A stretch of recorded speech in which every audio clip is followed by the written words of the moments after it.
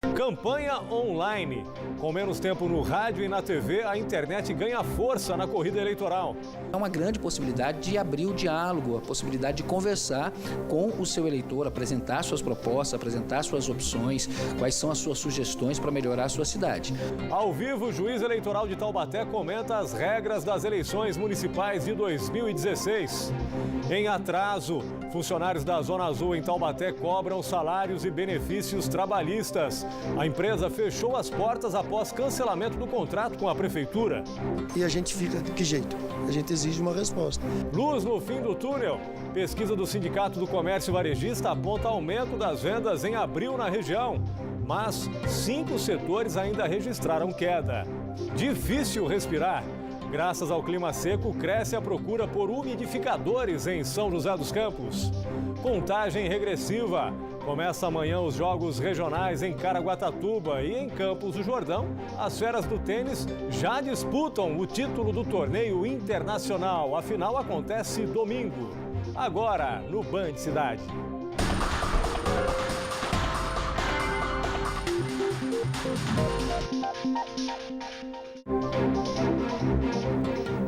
Boa noite. Em outubro tem eleições municipais. No rádio e na TV a campanha começa só no mês que vem. Mas como o período de propaganda foi reduzido este ano, a internet ganha ainda mais força. E os pré-candidatos já estão online há muito tempo postando artigos, vídeos e até selfies sobre projetos, ideias e opiniões. No Brasil, 95 milhões de pessoas acessam a internet. Porém, há regras para a utilização. Basta digitar alguma palavra referente à política, dar um clique, pronto. Você e milhões de internautas no Brasil já irão navegar pela internet e saber o que estão falando sobre as eleições municipais 2016. Afinal, elas estão chegando.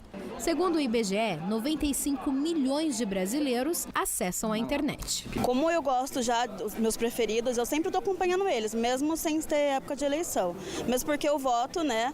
Então eu sempre procuro saber se ele está fazendo tudo o que ele prometeu.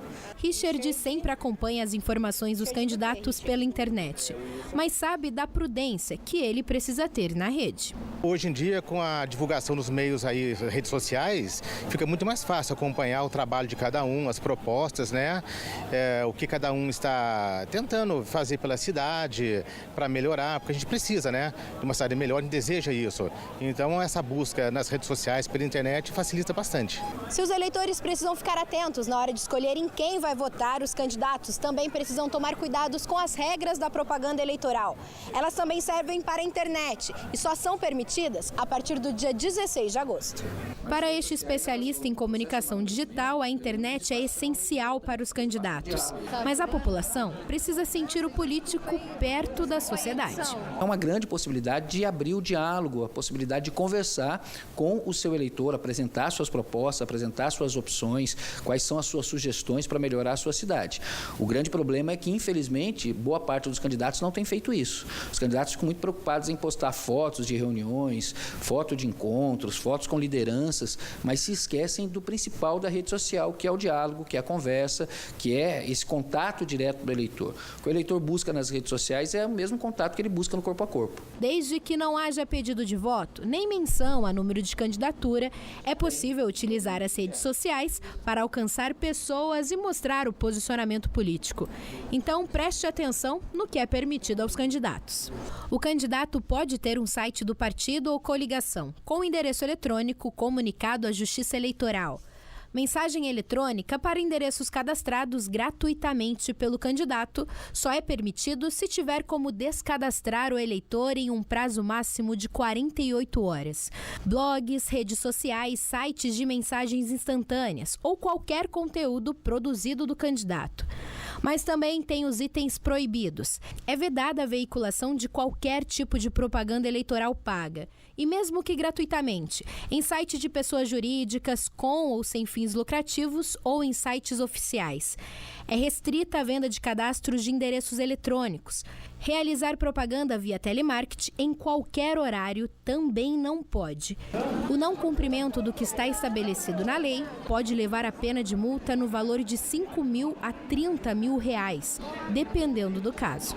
A Justiça tem sido bastante rigorosa com relação à questão dos fakes, com relação à propagação de informações inverídicas. Então, o eleitor tem que ficar atento, inclusive porque a Justiça tem punido aquelas pessoas que têm curtido e compartilhado informações mentirosas, informações que prejudicam a imagem das pessoas. Então, o eleitor tem a responsabilidade de buscar a informação, mas também tem a responsabilidade com relação à propagação dessa informação. Bom, para falar mais sobre a corrida eleitoral deste ano, nós recebemos aqui na bancada do Band Cidade, segunda edição, o juiz eleitoral da zona de número 407 de Taubaté, doutor João Carlos Germano. Doutor, obrigado pela sua presença aqui com a gente. Uma boa noite para o senhor. Bom, como a gente viu aí na reportagem, também existem regras para a campanha eleitoral na internet. Como que a Justiça Eleitoral vai fiscalizar esse ambiente virtual? Boa noite, eu agradeço o convite. Na verdade, a Justiça Eleitoral ela conta também, especialmente, com o próprio eleitor. Ele é o principal interessado em fazer valer as regras que existem da eleição, e essas regras são divulgadas e esses abusos podem e devem ser comunicados à Justiça Eleitoral. Quer dizer, a gente sabe que a campanha eleitoral ainda não começou oficialmente, os partidos estão ainda para realizar as suas convenções, definir os seus candidatos e apresentá-los à Justiça Eleitoral, mas nas redes sociais os pré-candidatos já estão aí numa campanha ferrenha. Assim como na televisão e no rádio, também na internet eles estão proibidos de pedir voto. Eles podem apenas mostrar projetos, dar opiniões, é isso, doutor? Sim, na verdade, nós não temos ainda candidatura. Os candidatos vão submeter, fazer o registro de candidatura. A partir daí, nós teremos os candidatos. A campanha propriamente dita só começa no mês de agosto. Então, eles vão haver as convenções, as escolhas dos candidatos, e aí sim nós teremos o início da propaganda eleitoral. E o eleitor é o grande fiscal da Justiça Eleitoral aí para qualquer abuso? Sem dúvida. Nós temos, o cartório está preparado, tem uma equipe grande, experiente, que tem condições de fiscalizar. Nós já começamos a receber denúncias, já estão sendo fiscalizados alguns atos, algumas condutas, mas, sem dúvida, o eleitor é o grande aliado da Justiça Eleitoral. E como que deve ser feita a denúncia de pré-candidato que já estaria pedindo voto na internet, nas redes sociais principalmente, antes do início oficial da campanha? O ideal é procurar, no caso de propaganda eleitoral, irregular na internet, algum abuso, alguma forma, é procurar o Ministério Público Eleitoral. Ele tem a iniciativa, ele tem a atribuição de poder encaminhar à Justiça Eleitoral, ao juiz, o conhecimento dessa irregularidade para aplicação de eventual punição. E essa denúncia, ela pode ser anônima, doutor? Não pode. A necessidade de ter identificado a pessoa que está apresentando essa denúncia. Mas ela não corre o risco de sofrer uma represália depois do candidato, alguma coisa assim ou não? Não, eu acho que isso é um instrumento. Nós vivemos uma democracia, é um exercício regular, não há. Na verdade, quem cabe aplicar ou não a punição é a Justiça. E no mundo real, nas ruas, no comércio, o que mudou esse ano em relação às últimas eleições? O que pode? Cavalete parece que está proibido dessa vez. Eu acho que a principal mudança que vai afetar, inclusive visualmente, é a questão do cavalete, né? Que sempre deu muita polêmica, onde podia, atrapalha o trânsito, atrapalha o caminhar das pessoas nas vias públicas. E esse ano, por decisão da Justiça Eleitoral, não vai haver os chamados cavaletes. Uma outra mudança também significativa é que diz respeito àquelas faixas que as pessoas colocam nas suas residências, onde é possível ter. Só que esse ano foi reduzido o tamanho dela. Então, na verdade, antes tinha um tamanho, agora foi reduzido para meio metro quadrado, é o limite. E vale lembrar, só no estabelecimento particular, na casa da pessoa.